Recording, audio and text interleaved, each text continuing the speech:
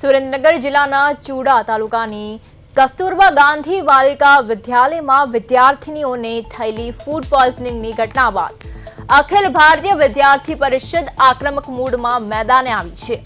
એબીવીપીના કાર્યકરોએ આ મામલે સુરેન્દ્રનગર જિલ્લા કલેક્ટરને એક લેખિત આવેદનપત્ર પાઠવીને સમગ્ર કૌભાંડની તટસ્થ તપાસ કરવાની માંગ કરી છે।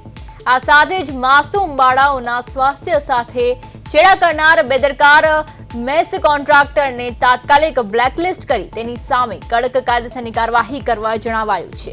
વિદ્યાર્થી સંગઠને જિલ્લાની તમામ શાળાઓ અને હોસ્ટેલોના રસોડામાં ભોજનની ગુણવત્તાનું આકસ્મિક ચેકિંગ કરવા પણ રજૂઆત કરી છે।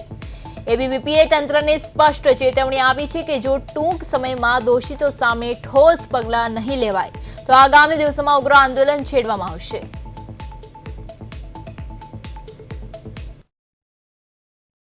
છે તો આ જે ઘટના બની એને લઈને જે હોસ્ટેલના સંચાલકો વોર્ડન છે એ લોકો 24 કલાકથી કોઈના ફોન ઉપાડતા નથી અને હાલ ફરાર છે। તો હાલ અમારી વિદ્યાર્થી પરિષદની એવી માંગ છે કે આ જે પણ તંત્રના જે કઈ અધિકારીઓ હોસ્ટેલના છે એના ઉપર કડક કાર્યવાહી અને કાનૂની પગલા તત્કાલ ધોરણે લેવામાં આવે। બીજા નંબરમાં કે જે કોન્ટ્રાક્ટરનો જે મેસનો જેનો કોન્ટ્રાક્ટર છે એ કોન્ટ્રાક્ટ છે એને કાયમી ધોરણે રદ કરવામાં આવે અને જે કંપની છે એને બ્લેકલિસ્ટ કરવામાં આવે અને સુરેન્દ્રનગર જિલ્લાની જેટલી પણ બીજી હોસ્ટેલો છે ત્યાં પણ જે ફૂડનું ઇન્સ્પેક્શન કરવામાં આવે અને જે યોગ્ય ફૂડ આપવામાં આવે છે તેની કાળજી લેવામાં આવે। અને જો આ બધી માંગો વિદ્યાર્થી પરિષદની સ્વીકારવામાં નહીં આવે તો હજી પણ ઉગ્રથી અતિ ઉગ્ર રજૂઆત અને આંદોલન કરવામાં આવશે। તેની સંપૂર્ણ જવાબદારી પ્રશાસનની રહેશે। વિદ્યાર્થી પરિષદ આ તંત્ર સામે આ બધી માંગો મૂકે છે। હું મારી બે દીકરીઓ ભણે છે, રાજ્યશ્રી તથા મયુરી। એ બે દીકરીઓને અહીંયા હોસ્ટેલમાં હતા તો સવારમાં 8 વાગ્યાની મારી દીકરી રાજ્યશ્રીને સરકારીમાં દાખલ કરી હતી। તો હું એનો વાલી છું તો મને જાણ ન કરવી પડે એમને?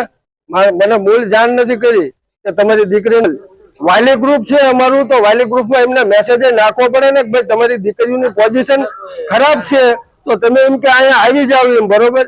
અમને જાણ કોઈ નથી કરી। એકાબીજીના જે વાલી અહીંયા કને આવ્યા ને આ કુડલાન ભેંજાર ને એ બધા એ વાલી એકાબીજી જે દીકરીઓ ભેગા રહેવા વાળા છે એ લોકોએ અમને જાણ કરીને અમે 12 વાગે અહીંયા પહોંચ્યા। પછી 12 વાગ્યા પછી એમને અહીંયા સારવાર મળી હતી પણ હક ન આવ્યો એટલે મોટી દીકરીને રાજ્યશ્રીને અહીંયા ગાંધીમાં મોકલી।